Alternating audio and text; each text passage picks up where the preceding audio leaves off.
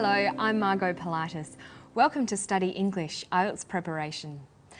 On Study English today, we'll talk about the language of speculation and take a look at identifying the future tense. Speculating about the future is a very important language skill for the IELTS speaking test. But first, let's watch today's story.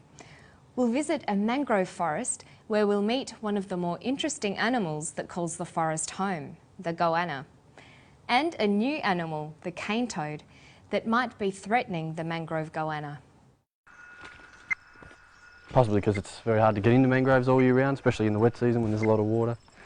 This site's one of the only spots where you can get in without a boat all year round, so that's why we chose it. Are cane toads likely to come into mangrove mudflats like this? It's probable that they'll come in small numbers, but from radio tracking these goannas, it looks like the mangrove goannas will head out onto the floodplain. And they do seem to eat frogs, so it's possible that when the cane toads arrive here on the floodplain in big numbers, the goannas will eat them. So it's possible there will be an impact.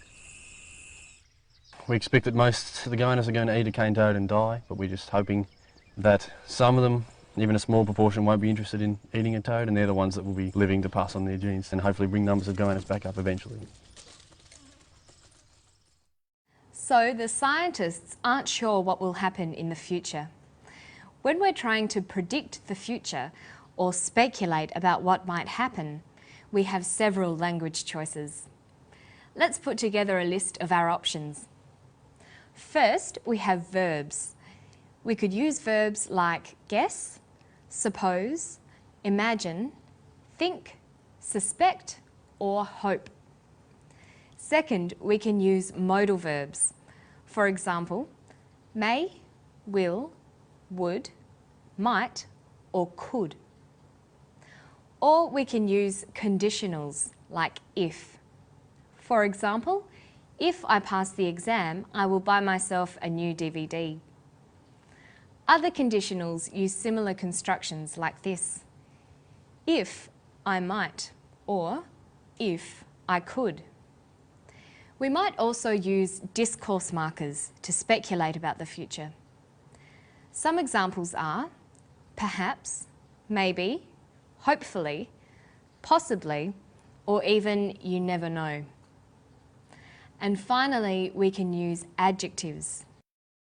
It's likely that, it's unlikely that, or it's possible that.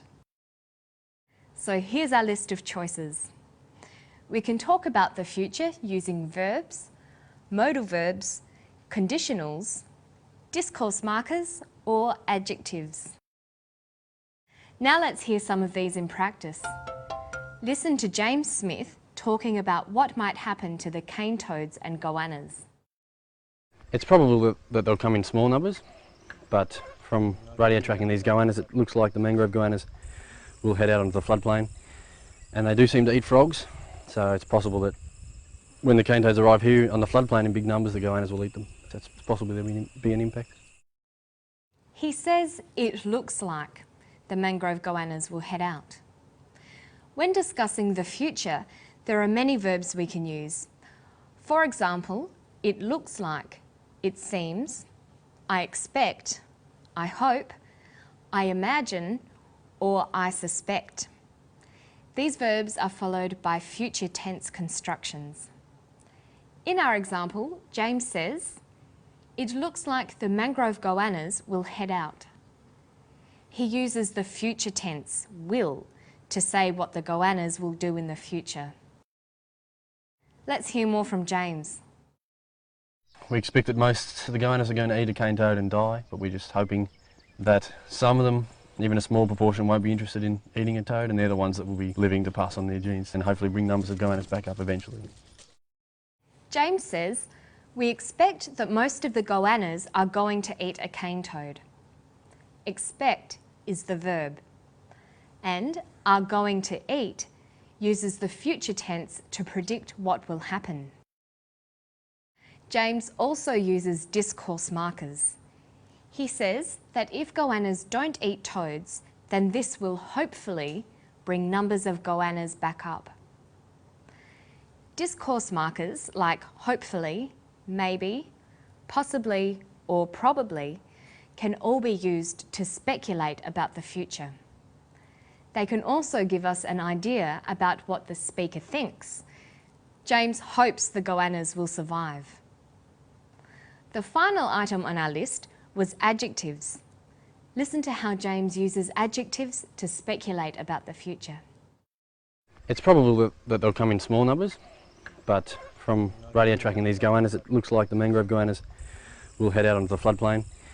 And they do seem to eat frogs, so it's possible that when the cane toads arrive here on the floodplain in big numbers, the goannas will eat them. So it's possible there will be an impact.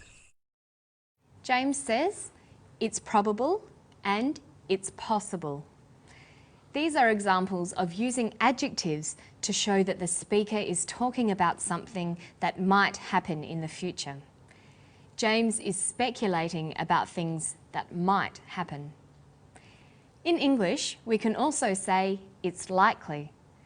So we can have it's probable the cane toads will come, it's possible the cane toads will come, or it's likely the cane toads will come. In each of these cases, we use the future tense, will come. In English, we have to decide which tense to use when referring to things that might happen in the future. English uses 3 verb forms when referring to future actions: the simple future, the present continuous, and the future continuous. We can use the simple future, that's will plus a verb, there will be. We can also use 2 forms of the present continuous, either the auxiliary verb to be plus the present participle, or the auxiliary verb going to with a main verb. Finally, we can use the future continuous, will plus the auxiliary verb to be plus the present participle. Listen for the future tenses in this clip. We expect that most of the goannas are going to eat a cane toad and die, but we're just hoping that some of them, even a small proportion, won't be interested in eating a toad, and they're the ones that will be living to pass on their genes and hopefully bring numbers of goannas back up eventually. There were 3 examples in that clip: are going to, won't be, and will be. Did you hear them? Listen again. We expect that most of the goannas are going to eat a cane toad and die, but we're just hoping that some of them, even a small proportion, won't be interested in eating a toad, and they're the ones that will be living to pass on their genes and hopefully bring numbers of goannas back up eventually. He says some cane toads will be living to pass on their genes. Will be living uses the future continuous tense. He also says are going to eat. That uses the present continuous tense. The present continuous tense is used to describe actions in the immediate future that are definite or planned. A good example of the present continuous tense is, what are you doing tonight? I'm going to see a film. And that's all for Study English today. Let's take a look back at the things we've talked about. First, we looked at the language of speculation, the language you use to talk about things that might happen in the future. We saw examples of verbs, modal verbs, conditionals, discourse markers, and adjectives. Then we looked at examples of future tenses, the simple future tense, the present continuous tense, and the future continuous tense. And if sometime in the future you need some help with your English, why not visit our Study English website? You will probably find everything you need. And that's all for today. I'll see you next time for more Study English. Bye-bye.